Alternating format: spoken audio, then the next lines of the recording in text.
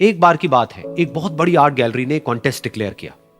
उसमें उन्होंने अनाउंस किया कि जो भी पेंटर पीस को डिपिक्ट करने वाली वर्ल्ड की सबसे अच्छी पेंटिंग बनाएगा, उसको $10 मिलियन का इनाम मिलेगा। यह बात पूरी दुनिया में फैल गई और पूरी दुनिया से हजारों पेंटर्स ने अपनी अपनी पेंटिंग भेजी उस कॉन्टेस्ट में पार्टिसिपेट करने के लिए। उन हजारों पेंटिंग्स में से जो इस कॉन्टेस्ट के जजेस थे, उन्होंने फाइनली 100 पेंटिंग्स को शॉर्टलिस्ट किया और उन 100 पेंटिंग्स की एक एग्जीबिशन लगाई। उस एग्जीबिशन में इन सारे पेंटर्स को तो इनवाइट किया ही किया, साथ ही साथ मीडिया वाले भी बैठे हुए थे और मीडिया वालों के साथ हजारों लोगों की भीड़ भी जमा थी। क्योंकि प्राइज अमाउंट इतना बड़ा था तो सबका इंटरेस्ट था ये जानने में कि कौन जीतेगा, कि वो पेंटिंग कैसी होगी और कौन वो पेंटर होगा जिसको इतना बड़ा अमाउंट मिलेगा। फाइनली वो दिन आ ही गया। वहां पर सारी ही पेंटिंग्स देखने लायक थी और एक से बढ़कर एक थी। उसमें से कुछ पेंटिंग्स थी जहां पर सबसे ज्यादा भीड़ थी। जैसे एक पेंटिंग थी जहां पर एक बिल्कुल साफ पानी की नदी बह रही थी, जिसके पीछे कुछ पहाड़ थे, उसके ऊपर बर्फ जमी हुई थी और पीछे से सनराइज हो रहा था। एक और पेंटिंग थी जहां पर पेंटर ने पीस को डिपिक्ट किया था फुल मून नाइट के थ्रू, यानी कि एक बिल्कुल पीसफुल लेक थी जिसका पानी बिल्कुल स्टिल था, इतना स्टिल कि उसके अंदर आप रिफ्लेक्शन देख सकते थे आसपास में जो भी कुछ था उसका, बिल्कुल एक मिरर की तरह। और बिल्कुल डार्क आसमान में कुछ तारे चमक रहे थे और एक चांद चमक रहा था।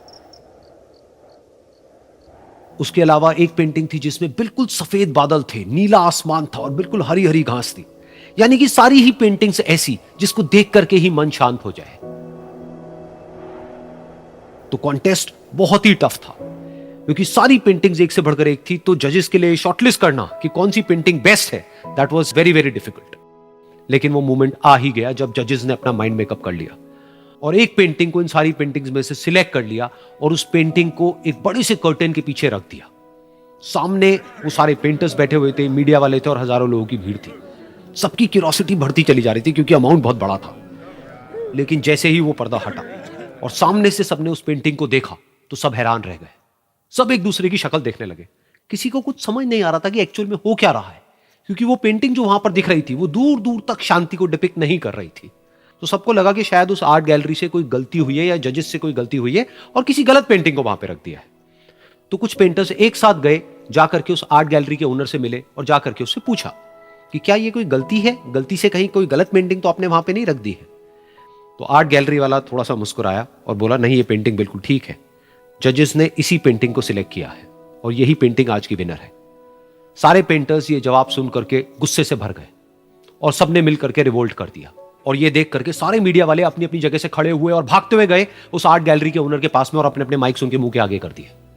तो अगेन वो आर्ट गैलरी का जो ओनर था वो हल्का सा मुस्कुराया और उसने कहा कि मुझे कुछ बोलने से पहले एक बार इस पेंटिंग को आप लोग ध्यान से देखिए, थोड़ा पास से देखिए, शायद आपको कुछ ऐसा नजर आए जो दूर से नजर नहीं आ रहा है। क्योंकि आप सबने एक चीज तो देख ली कि इस पेंटिंग में आंधी है, तूफान है, चारों तरफ सब कुछ तहस नहस हो रहा है, आसमान में बिजली कड़क रही है, काले बादल है, ये सब तो आपने देख लिया। लेकिन एक चीज नहीं देखी कि इस पेंटिंग में एक घर भी है। उस घर में एक छोटी सी खिड़की है जहां पर एक आदमी खड़ा हुआ है। ध्यान से जाकर के देखिए, वो जो आदमी खड़ा हुआ है और बाहर देख रहा है उस घर से, उसके चेहरे पर कोई डर नहीं है, बल्कि एक हल्की सी मुस्कान है, एक ठहराव है, एक सुकून है। और यही है शांति का असली मतलब। यानी कि शांति का मतलब यह नहीं है कि हमारे बाहर सब कुछ शांत है और फिर हम शांत हैं, क्योंकि वो टेम्पररी है। असली शांति का मतलब यह है कि हमारे बाहर चाहे जो कुछ भी हो रहा हो, हम अंदर से पूरी तरह से शांत हैं, हमारा मन शांत है।